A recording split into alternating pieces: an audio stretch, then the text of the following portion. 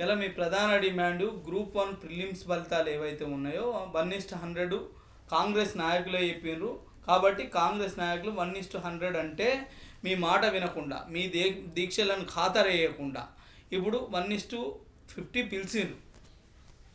మరి దీనిపైన మీ కార్యాచరణ ఎట్లుండబోతుంది? అయితే సరే, అది ఇప్పుడు అభ్యర్థులు చూసుకుంటారు.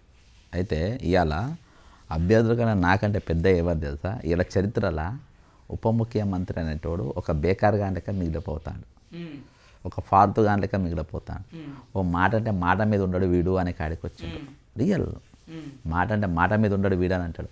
నీ మాటకు విలువ ఉండదు, నీ భాషకు విలువ ఉండదు. అర్థమైందా? వీడు లఫ్డ్ గాడు, వీడు అపోజిషన్ లీడర్గా వీడు ఉంది. మీరు అంటున్నది కరెక్టే. సరే, తెలంగాణ చరిత్రలో మిగిలిపోతాడు అట్లా. రాజకీయ నాయకుల మాట నీళ్ళ మీది మూట కాదు అనేది మనం ప్రజలు గమనిస్తున్నారు. అది నిజం నిరూపిస్తున్నారు అనుకుందాం. ఇప్పుడు మీరేమో గ్రూప్ 1 రద్దు కావడానికి కేసేసిందే నేను, దాన్ని కొట్లాడిందే నేను, ఉద్యమాలు చేసిందే నేను అని మీరు చెప్తున్నారు. కానీ నిన్న కాక మొన్న ఎన్నికైన బల్మూరి వెంకట్ అసలు ఈ ఉద్యమానికే గ్రూప్ 1 ఉద్యమానికే మూలం నేను, ఈ ఉద్యమాలు చేపించిందే నేను అని వాదన చేస్తుండు. ఇదెంతవరకు కరెక్ట్? మరి చాలా నువ్వే కదా వాదన చేసినావు. మరి బట్టి అన్న నువ్వే 1:100 అన్నావు కదా, మరి అనౌన్స్ చేయమని ఎందుకు అనౌన్స్ చేయాలి? బట్టితో మనం అన్న మాటనే అన్నా, నువ్వే అన్నావు అన్న 1:100 అని.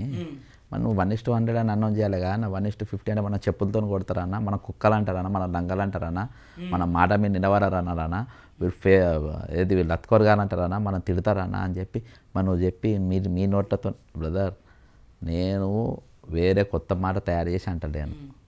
మీరు చెప్పిందే ఇవన్నీ మీరు చెప్పినే నేనేం అంటలేను. నువ్వు సంవత్సరం లోపు 1 year లోపు ప్రియాంక గాంధీ గారితో చెప్పిపించినావు, రాహుల్ గాంధీతో ఉన్న ఖాళీలు మొత్తం నింపిపిస్తావు. అంటే మనం ఇక్కడ ఇది గమనించవచ్చు అన్నట్టు, ఏరు దాటేదాకా అంతే అక్కరెళ్ళేదాకా ఆదినారాయణ, అక్కరెళ్ళిన తర్వాత ఉత్తనారాయణ అన్న అంతే 1000%. మరి గ్రూప్ 2 గ్రూప్ 3 పోస్టులు పెంచి డిసెంబర్ లో పరీక్ష పెట్టాలంటారు కదా. గడిచిన 2 ఏళ్ల నుంచి అంటే 2022లో నోటిఫికేషన్ వస్తే ఇప్పటికి 2 ఏళ్ళు అయిపోయింది.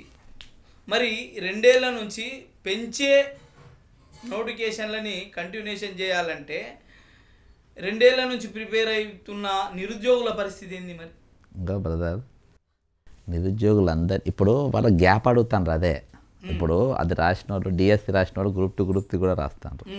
గ్రూప్ 1 రాసిన వాళ్ళు కూడా గ్రూప్ 2 గ్రూప్ 3 రాస్తుండ్రు. అర్థమైందా? అయితే ఇందులో తర్వాత నీకు మరి మీరు ఇక్కడ ఒక గమనించాలి. గ్రూప్ 2 గ్రూప్ 3 గ్రూప్ 1 మీద వివిధ రకాలైన కేసులు ఉన్నాయి. వర్టికల్ హారిజెంటల్ అని, తర్వాత ఎస్టీ రిజర్వేషన్ అని 10% పెంచారు కదా, తర్వాత ఈడబ్ల్యూఎస్ రిజర్వేషన్లని, వీటి మీద వివిధ రకాలైన సమస్యలతోటి కేసులు ఉన్నాయి.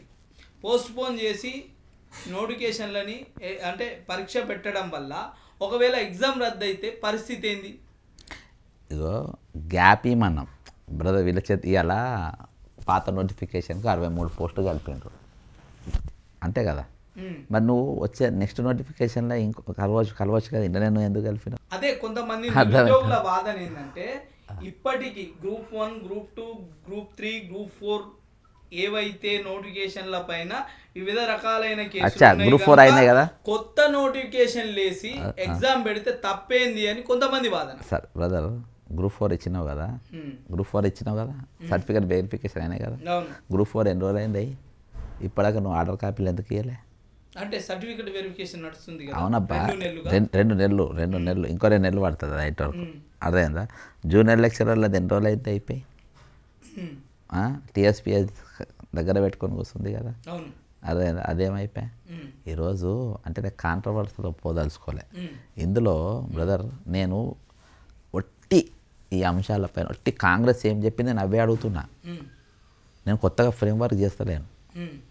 గ్రూప్ 2 గ్రూప్ 3లా వీళ్ళు మేము సంవత్సరంలో అంటే ఇంకా 4 నెలలు అయితే 1 year, ఇప్పుడు 8వ నెల కదా ఇది, ఇంకా 4 నెలలు అయితే ఏమవుతుంది?